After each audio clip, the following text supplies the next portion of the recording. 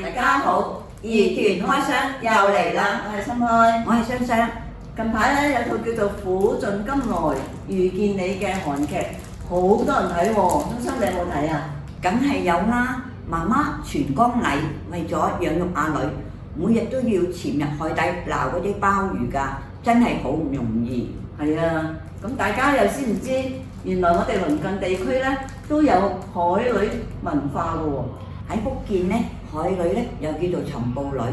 尋寶女呢有因別具一格嘅服裝啦，特別係頭飾而聞名嘅。你睇我靚唔靚？不如我哋今期教大家點樣製作尋寶女嘅傳統頭飾簪花。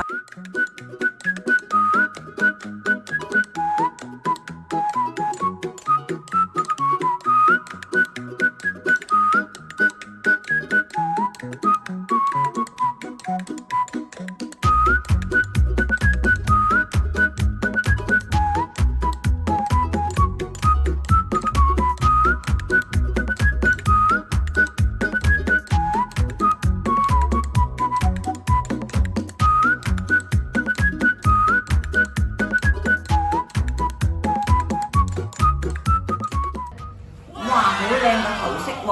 梗係啦，2008年尋寶女習俗就已經入選咗中國國家級非物質文化遺產嘅名錄㗎啦。如果你對中國國家級非物質文化遺產度感興趣咧，要記得留意翻義團開箱同埋怡康中心嘅最新消息啦！記得點讚、分享同埋留言啦！